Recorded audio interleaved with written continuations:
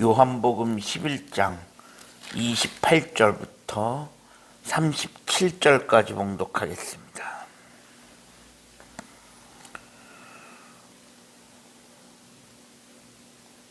이 말을 하고 돌아가서 가만히 그 자매 마리아를 불러 말하되 선생님이 오셔서 너를 부르신다 하니 마리아가 이 말을 듣고 급히 일어나 예수께 나아가며 예수는 아직 마을로 들어오지 아니하시고 마르다가 맞이했던 곳에 그대로 계시더라. 마리아와 함께 집에 있어 위로하던 유대인들은 그가 급히 일어나 나가는 것을 보고 곡하러 무덤에 가는 줄로 생각하고 따라가더니 마리아가 예수 계신 곳에 가서 배웁고 그 발 아래 엎드려 이르되 주께서 여기 계셨더라면 내 오라비가 죽지 아니하였겠나이다 하더라. 예수께서 그가 우는 것과 또 함께 온 유대인들이 우는 것을 보시고 심령에 비통히 여기시고 불쌍히 여기사 이르시되 그를 어디에 두었느냐 이르되 주여 와서 보옵소서 하니 예수께서 눈물을 흘리시더라. 이에 유대인들이 말하되 보라 그를 얼마나 사랑하셨는가 하며 그 중에 어떤 이는 말하되 맹인의 눈을 뜨게 한 이 사람이 그 사람은 죽지 않게 할 수 없었더냐 하더라. 아멘. 오늘도 새로운 하루를 허락하신 하나님께 감사합니다. 오늘은 주의 날 월요일입니다. 오늘 본문은 예수께서 베다니로 가시는 동안에 마리아와 마르다를 만나는 장면, 그리고 마리아와 특히 마리아와 나눈 대화의 내용입니다. 오늘 본문은 대화의 내용을 따라서 둘로 나뉘어질 수 있는데 첫 부분은 마리아가 예수님을 만나러 가는 과정에 대한 이야기고 뒷부분은 예수님을 만나서 이야기하는 내용입니다. 예수님께서 마르다와 만나서 대화하시던 도중에 예수님께서 마르다를 시켜서 마리아를 불러오라고 이야기하십니다.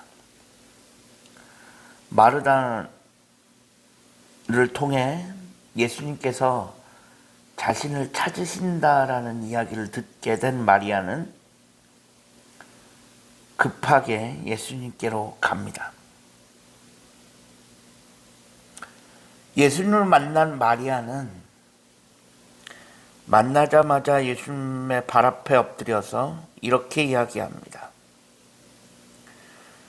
오늘 본문 32절에 보면 마리아가 예수 계신 곳에 가서 배웠고 그 발 아래 엎드려 이르되 주께서 여기 계셨더라면 내 오라비가 죽지 아니하였겠나이다. 이건 뭐냐면 이미 마리아의 오라비 나사로는 죽었습니다. 근데 사실 그 이전에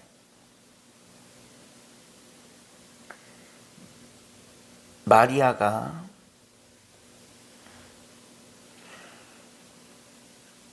예수님께 빨리 와서 우리 오라비를 좀 봐달라고 요청한 적이 있었습니다. 그런데 이유는 알 수 없지만, 정확한 이유는 알 수 없지만 예수님께서 나사로의 집으로, 마리아의 집으로 가시긴 했는데 그게 조금 늦어진 것 같습니다.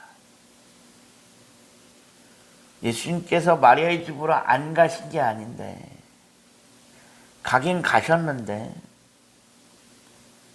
조금 늦었습니다. 한 발 늦었고 그 사이에 이미 나사로는 죽었습니다.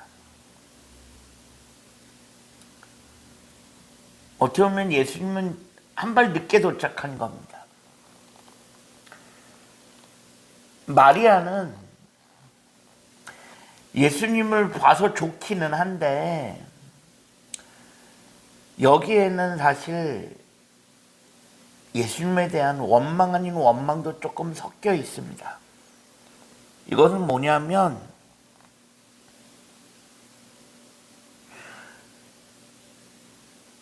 주님께서 여기 계셨더라면 오라비가 죽지 않았을 것이다 라는 건 뭐냐면 왜 이렇게 늦게 오셨냐는 거예요. 예수님 왜 이제 오셨습니까? 우리 오라비 이미 죽었는데 조금만 일찍 오셨으면 우리 오라비 안 죽었을 텐데 라는 것입니다.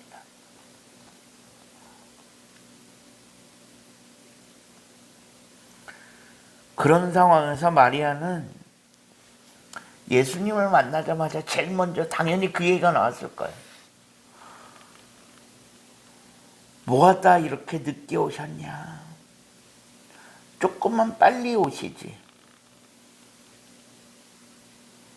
이미 우리 오라비 죽었다라는 거예요.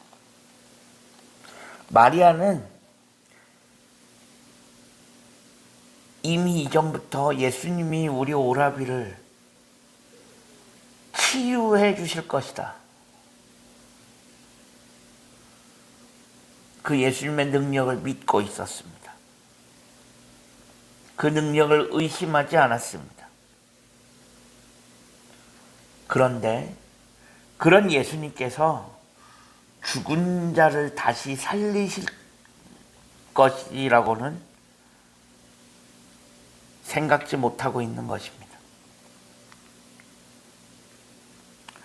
죽기 전에 병들어 있을 때는 고칠 수 있을 것이라고 믿었는데 이미 죽은 다음에는 이분이 죽은 자를 다시 살리실 것이라고는 감히 상상하지도 못하고 있는 것입니다. 이게 병을 고치는 것과 죽은 자를 다시 살리는 것은 전혀 다른 문제이기 때문입니다.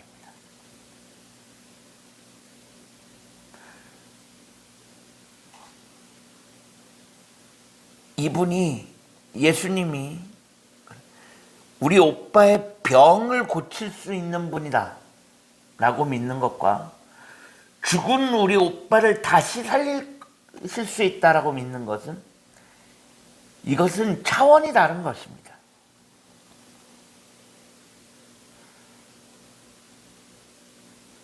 그래서 지금 이 자리에 예수님 외에 마르다도 있고 마리아도 있고 그리고 소위 곡하러온 수많은 유대인들이 있었는데 그 어느 누구도 예수님이 죽은 자를 다시 살리실 수 있다라고 믿는 사람은 단 한 명도 없었습니다.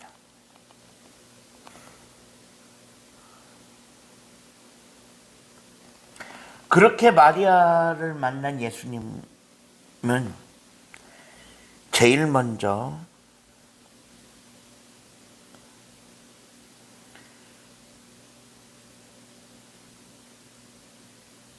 마리아와 대화를 나누시는 예수님은 눈물을 흘리시면서 비통하게 여기셨다라고 오늘 본문은 이야기하고 있습니다.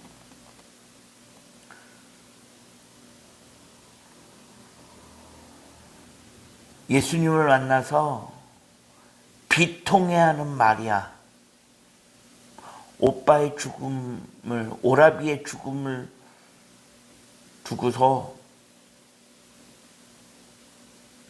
예수님 앞에 원망 아닌 원망을 하면서 예수님 왜 이제 오셨냐고 하소연하면서 우는 마리아 앞에서 예수님이 제일 먼저 하신 것은 마리아와 함께 우는 것이었습니다.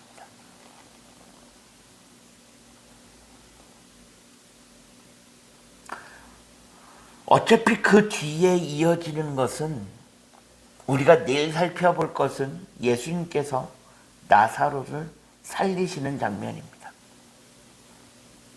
어쨌든 우리는 이 사건의 이 이야기의 결말을 알고 있습니다. 예수님께서는 어쨌든 죽은 나사로를 다시 살리십니다. 그런데 그 이전에 예수님께서 제일 먼저 하신 것은 마리아와 함께 우는 것이었습니다.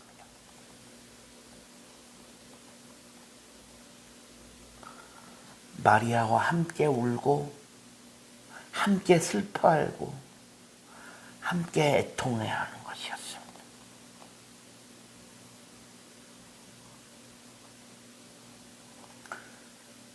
슬픔을 당한 자에게 가장 확실한 위로는 함께 울어주는 것입니다.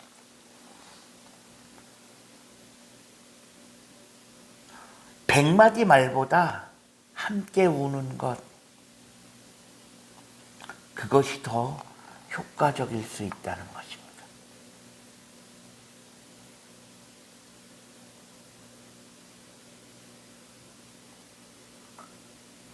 예수님은 이처럼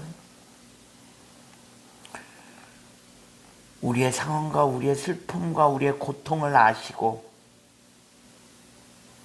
우리를 위로해 주시면서 우리의 눈물을 닦아주시는 분이십니다. 어찌 보면 우리가 예수님 믿는 이유에 가장 우리가 예수님 믿는 이유 중에 하나가 바로 여기 있다고 해도 과언이 아닙니다. 예수님은 우리의 상황을 아시고 우리의 처지와 형편을 아시고 우리의 슬픔을 아시고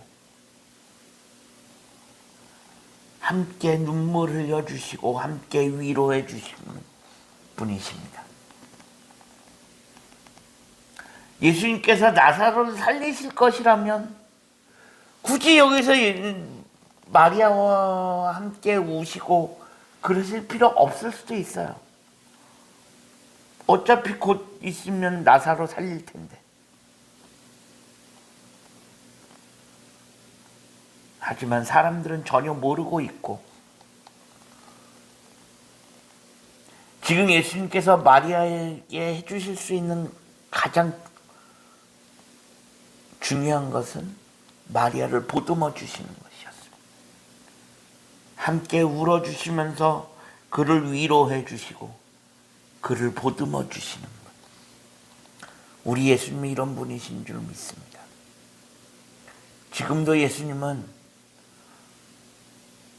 우리의 슬픔을 아시고 우리의 형편을 아시고